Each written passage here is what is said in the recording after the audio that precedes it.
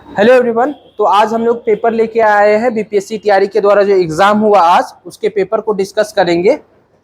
Paper discuss करने से पहले हम ये बात डिस्कस करना चाहते हैं कि आप लोगों के माइंड में अभी चल रहा होगा कि पेपर का कट ऑफ क्या जाने वाला है, पेपर का टफनेस क्या था, इजीनेस लेवल क्या था। कई सारे स्टूडेंट का मैसेज भी आया हुआ था, तो उस पर पहले बात कर लेते हैं। देखिए, पेपर का कट ऑफ क्या जाएगा ये मुख्यतः तीन बातों पर डिपेंड करता है जनरली।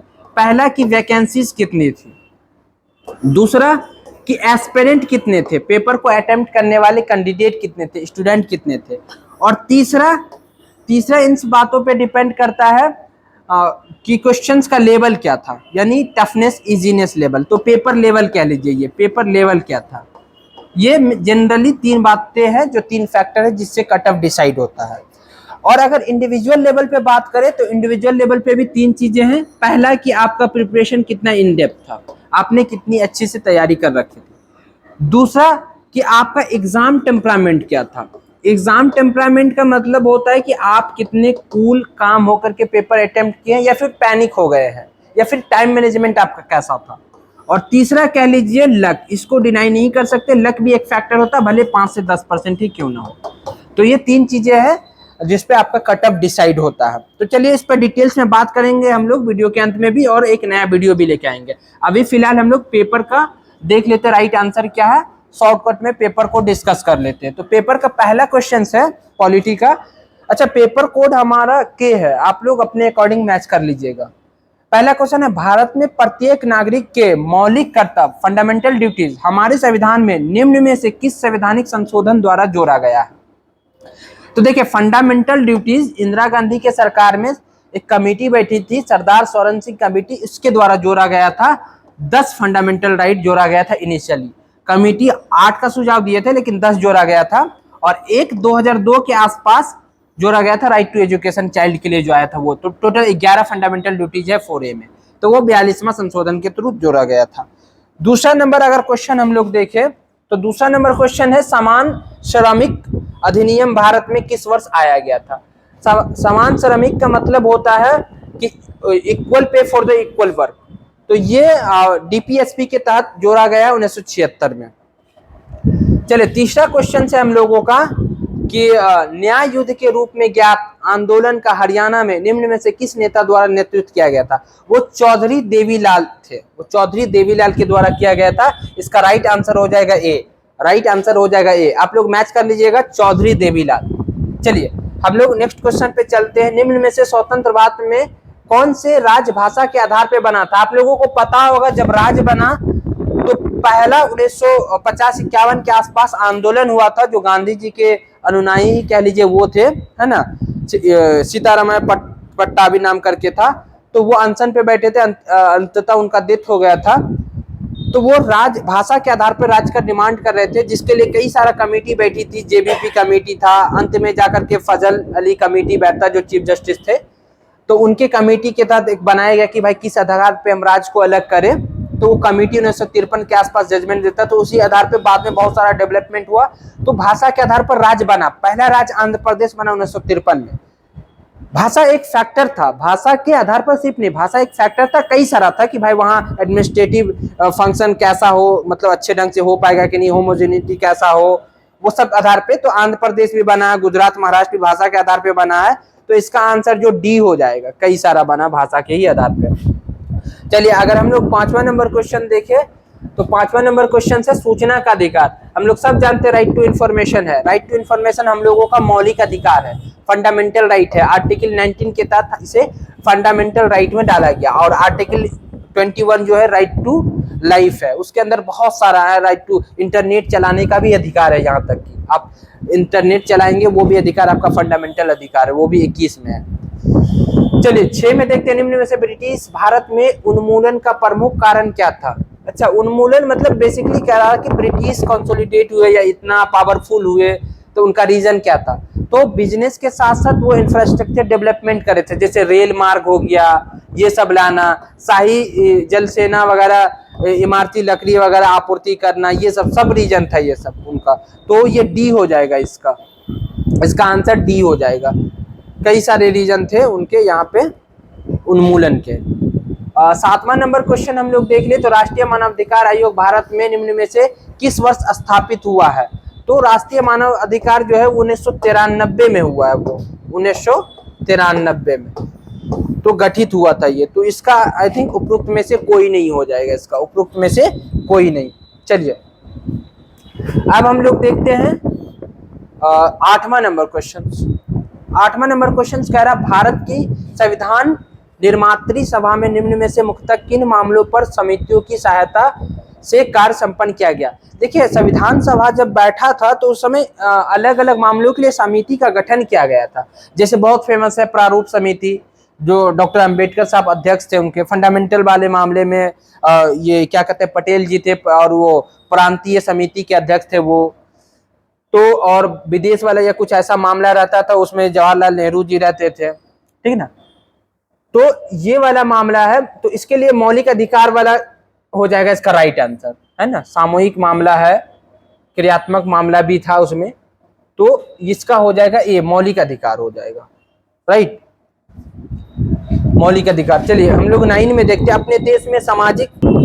9वां नंबर क्वेश्चन है कि अपने देश में सामाजिक विभाजन की राजनीति में कौन सा प्रमुख कारक है? मतलब कि देखते नहीं इलेक्शन के समय पे जो होता रहता है वो सामाजिक विभाजन हो गया, जिसमें जाति एक बहुत बड़ा रोल निभाता है। जाति, वर्ग हो गया, कास्ट का नाम पे हो गया, धर्म के नाम पे हो गया, तो उससे रिलेटेड सारा सरकार की विविधि समूहों की मांगों के प्रति प्रतिक्रिया, ये भी हो सकता है। राजनेताओं का ये तो बिल्कुल होगा, राजनेताओं का किसी समुदाय की मांगों को उठाने के प्रति दृष्टिकोण। जनरली ऐसा होता है कि ऐसा नहीं होता हीन भावना, लेकिन इंडिया में ऐसा देखा जाता है कि अपने कास्ट के लिए ही वो करता है, कि उसका राजनीति करता है, कास्टिज्म जो हो गया। बाद में लोगों का अपनी पहचान है, तो हाँ ये भी है कि हम मान लीजिए सपोज एक्स कास्ट के हैं तो हम चाहते हैं कि उसी कास्ट का मंत्री सीएम बने, तो ये तो इसका डी हो जाएगा उपरोक्त में से एक से अधिक, कई सारा कारक हो सकता है इनके अंदर। चलिए अब हम लोग देखते हैं 9 नंबर हो चुका, 10 नंबर देखते हैं, सॉरी 10 नंबर नीचे ही है। 10 नंबर निम्न में से भारत में रूसी क्रांति का किसके प्रभाव देखा गया है ना? तो ये हो जाएगा 1920 के दशक के मध्य भारत में साम्य दल का गठन हुआ था, बिल्कुल सही बात है। तो इसका फिलहाल आप सी लेकर के चलिए, और इसका डी भी हो सकता है आंसर, उसके बारे में कंफर्मेशन नहीं है। फिलहाल आप सी लेकर के चलिए कि सी होगा जनरली इसका आंसर। 11 में आ जाइए। 11 में कह रहा भारत में मंडल आयोग का गठन के समय देश में प्रधानमंत्री कौन थे? मोरारजी देसाई थे प्रधानमंत्री, बीपी मंडल उसके अध्यक्ष थे जब ये बना था, जनजाति अनुसूचित जनजाति वगैरह के लिए कि उसको आरक्षण मिले, उसका स्थिति पता चले देश में। 12 है कि भारत में, तो इसका मोरारजी देसाई है नहीं, तो ये ई आंसर हो जाएगा, ये आंसर हो जाएगा ई। 12 है निम्न में भारत में धर्मनिरपेक्षता की कौन सी मौलिक विशेषता? देखिए भारत का जो धर्मनिरपेक्षता सेक्युलरिज्म वो पॉजिटिव है, और जो फ्रांस का वो नेगेटिव है। पॉजिटिव का मतलब होता है स्टेट धर्म को ऐड भी दे सकता है, धर्म का प्रचार प्रसार भी कर सकता है, मैनेज कर सकता है धर्म को, ठीक ना। और फ्रांस में है कि धर्म और स्टेट दोनों एकदम अलग अलग आइडेंटिटी होगा, तो पॉजिटिव होगा हम लोगों का। तो पॉजिटिव का जो मीनिंग होगा इसमें, मेरे पास इंग्लिश का तो आया नहीं क्वेश्चन पेपर, प्रगतिशील बोल सकते हैं, प्रवृत्त हो, इंग्लिश में देख लीजिएगा। जो पॉजिटिव सेक्युलरिज्म होगा वही इसका आंसर होगा, पॉजिटिव सेक्युलरिज्म। तो प्रगतिशील भी लग रहा है, ये गत्यात्मक तो डायनेमिक लग रहा है कि डायनेमिक टाइप का था, ठीक ना। तो इसका उपरोक्त में से एक से अधिक हो जाएगा, या फिर आप इंग्लिश में इसका एग्जैक्ट देख लीजिएगा, इंग्लिश में क्या है इसका पॉजिटिव जो होगा इंग्लिश में वही आंसर होगा। सॉरी थोड़ा इशू आ गया था इसमें। चलिए तो 13 नंबर देखते, एक व्यक्ति एक वोट एक मूल्य के सिद्धांत 2010 के दशक में किस देश द्वारा अनुकरण नहीं किया गया था? देखिए इसमें भी डाउट है, इसमें इराक लेकर के आप आंसर चलिए, क्योंकि इराक एक ऐसा देश था जिसमें समान अधिकार नहीं था वोट को लेकर के, तो ये हो सकता है आंसर इराक। चलिए 13 नंबर के बाद हम लोग 14 देखते हैं। तो 14 में कह रहा है लोकसभा का कोरम क्या होना चाहिए, यानी कि मिनिमम कितने मेंबर होने चाहिए कि लोकसभा का ये क्या सेशन बैठेगा? तो 1/10 होता है मिनिमम, 1/10 होना चाहिए। चलिए 15 नंबर देखते हैं हम लोग। भारत के संविधान में वाक्यांश राज्यों का संघ में किसे स्पष्ट करता है? कोई भी घटक इकाई संघ से विच्छेद करने की स्वतंत्रता नहीं रखता, बिल्कुल सही बात है। यानी कि जो हम लोगों का फेडरल स्ट्रक्चर है उसके बारे में पूछा गया, तो हम लोगों का है कि destructive state in restrictive union, कि यूनियन कभी नहीं टूट सकता, स्टेट को तोड़ फोड़ सकते हैं हम लोग, और स्टेट अपने मन से अलग भी नहीं हो सकता। अमेरिका में दोनों इनडिस्ट्रक्टिव है, तो भारत में कनाडियन नमूने की यूनियन को नहीं, यहाँ पे कनाडियन नहीं, हमारा संघ घटक इकाइयों के किसी आपसी समझौते का परिणाम नहीं है। हाँ, आपसी समझौता नहीं, बिल्कुल सही बात है कि आपसी समझौता नहीं हुआ है। स्टेट बना है, उसके बाद जाकर के ये यूनियन बना है, उसके बाद पावर को ये करने के लिए स्टेट को दिया गया है, पावर डिस्ट्रीब्यूशन के लिए, है ना, डिसेंट्रलाइज जो कहते हैं हम लोग, डिसेंट्रलाइजेशन। तो इसमें हाँ, तो 15 का हो जाएगा उपरोक्त में से एक से अधिक। 16 में जो स्वतंत्रता के समय निम्न में से किसे रियासत को भारत में शामिल होने हेतु मनाने का कार्य लिया है? हाँ, सरदार वल्लभ भाई पटेल, हम सब जानते, फेमस बात, इन्हीं के द्वारा पूरा, इसी वजह से इनको आयरन मैन भी कहते हैं। धन विधेयक राज्यसभा में भारत के अंतर्गत, अच्छा धन विधेयक अनुच्छेद 110 है उसका, 109 111 भी उसी से रिलेटेड, लेकिन धन विधेयक राज्यसभा में जो होगा वो 110 में लिखा हुआ है, और राज्यसभा का पावर नहीं होता धन विधेयक में, पावर लोकसभा के पास होता है। चलिए शॉर्टकट में डिस्कस करते हैं, आप लोग आंसर मैच कर लीजिए, इसका डिटेल्स वीडियो लेकर के। भारतीय राष्ट्रवाद निम्न में से किस तत्व को अपने में मुख्यतः समाहित रखता है? राष्ट्रीय पहचान की भावना को, देश के लोगों में स्वयं के लिए शासन करने की इच्छा को, गर्व एवं एकता की भावना को। बिल्कुल सही बात है, सब हो जाएगा, इसका डी हो जाएगा आंसर, इसका डी आंसर इसका हो जाएगा। चलिए आगे चलते हम लोग 19वां नंबर। तो 19 में है, भारत में समान निर्वाचन में से एक प्रत्याशी हेतु शैक्षणिक योग्यता के अभाव के संदर्भ में कौन सा कथन सही है? विधायक के सदस्य हेतु उपयुक्त योग्यताएं लोगों की समस्या एवं हितों को समझना है, जिसे प्रत्येक 5 वर्ष बाद मतदाताओं द्वारा परीक्षित किया जाता है। विधायिका के सदस्य हेतु शैक्षणिक योग्यता का निर्धारण मतदाताओं के बहुमत को चुनाव लड़ने के अधिकार से वंचित करता है। सही बात है, बी। शैक्षणिक योग्यता में सभी प्रकार की सेवाएं के लिए उपयुक्तता नहीं, हाँ, हर चीज में आप एजुकेशनल एलिजिबिलिटी नहीं डाल सकते ना। अब कुछ चीजें होती है जो ग्राउंड पे लोग हैं उन्हें ज्यादा पता है अच्छे से कि लोगों का प्रॉब्लम क्या है, तो अगर वो संविधान सभा में बैठेंगे या वो अगर लोकसभा में बैठेंगे या राज्यसभा में, तो अच्छा कानून बना पाएंगे। तो इसका आंसर डी हो जाना चाहिए। चलिए 20 नंबर देखते हैं हम लोग। निम्न में से कौन सी व्यवस्था प्रत्येक व्यक्ति को अपना स्वयं का उत्पीड़क होने का अधिकार प्रदान करता? लोकतंत्र हो जाएगा इसमें। चलिए 21 नंबर देखते हैं हम लोग। 21 का क्या? राज्यों में निर्वाचन की आवश्यकता के संदर्भ में कौन सा कथन सही है? निर्वाचन की आवश्यकता क्यों है राज्यों में? निर्वाचन राज्य में बहुत से आर्थिक सुधारों का नेतृत्व कर सकता है। सही बात है। निर्वाचन शासक दलों के विरुद्ध मतदान करने का, सही है ये भी। असंतुष्ट लोगों को अवसर प्रदान करता है, नोटा का वोट दबाते हैं। निर्वाचन शासन की नीतियों में परिवर्तन के नेतृत्व प्रदान करते, कहते हैं ना लोग, क्या रे बहुत दे दिए इसको टाइम, आप बदलते हैं नेता, तो डी हो जाएगा इसका। सही बात है।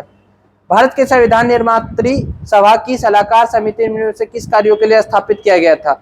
सलाहकार समिति भाषा मामलों के लिए किया गया था, भाषा मामलों के लिए, तो ये हो जाएगा इसका। अब 23 का देख लेते हैं। निम्न में से भारत में लोकतंत्र की सफलता हेतु कौन सा प्रमुख कारक है? भारत में लोकतंत्र सफल क्यों है, उसका क्या कारण? संविधान द्वारा प्रदत्त स्तर तथा अवसर की समानताएं। सही बात है।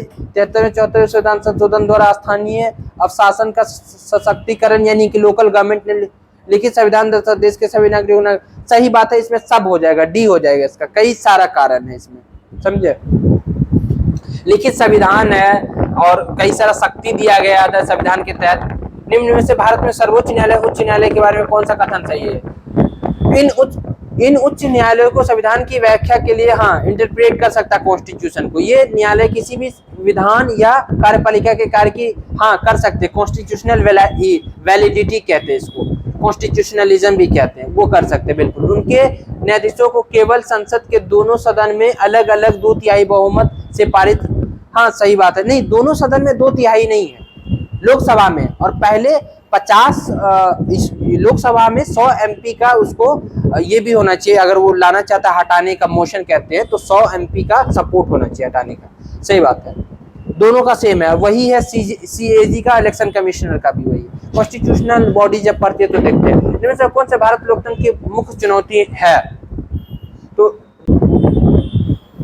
तो इसका मुख्य चुनौती क्या है? राजनीतिक व्यवस्था में महिलाओं तथा अल्पसंख्यकों का उचित समावेश सुनिश्चित करना। हाँ, ये है एक चैलेंज।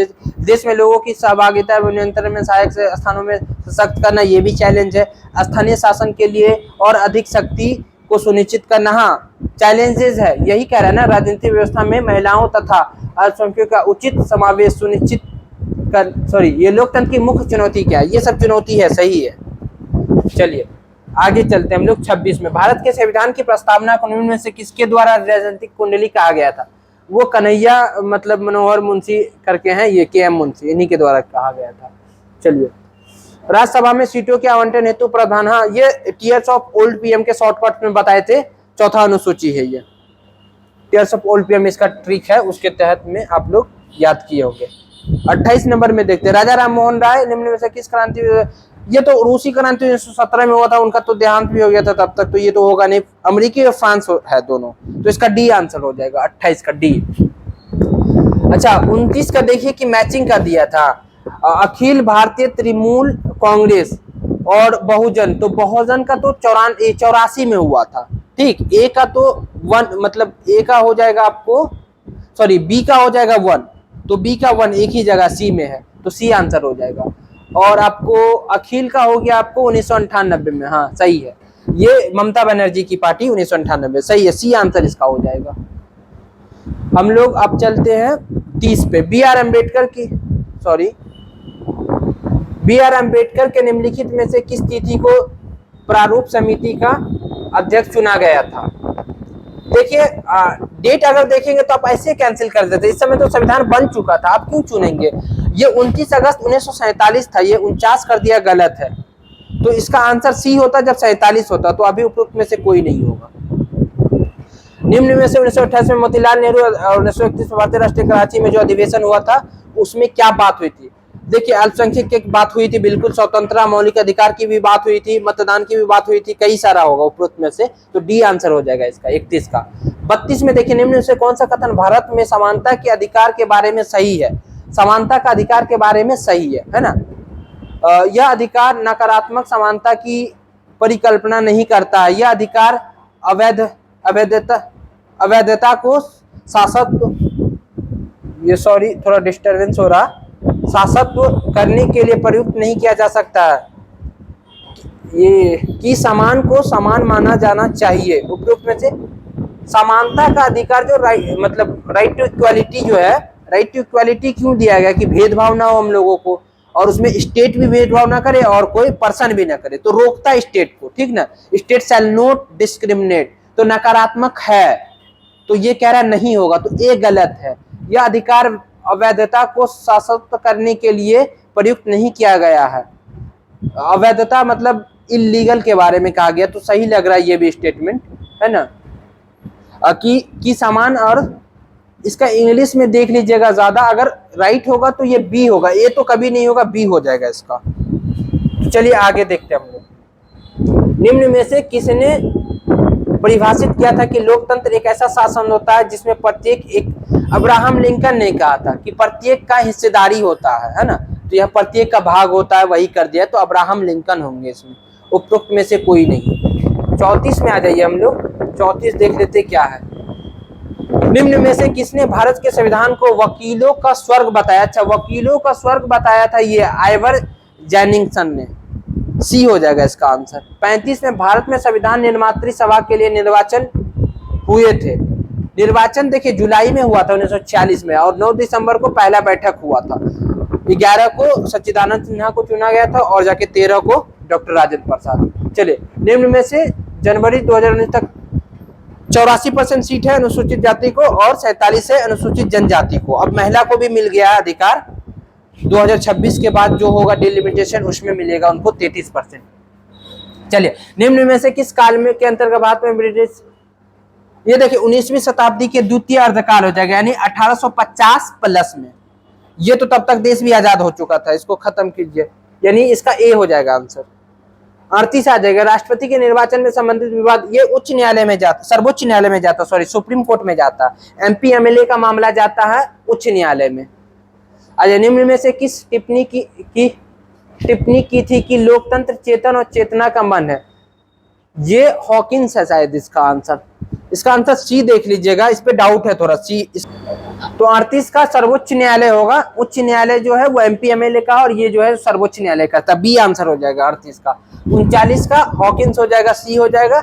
और 40 का है आपको प्रांतीय, ये तो सरदार वल्लभ भाई पटेल थे। प्रांतीय मतलब राज्य वगैरह का, किसको जोड़ना किसको ये करना है, तो वो सरदार वल्लभ भाई, बी आंसर हो जाएगा 40 का।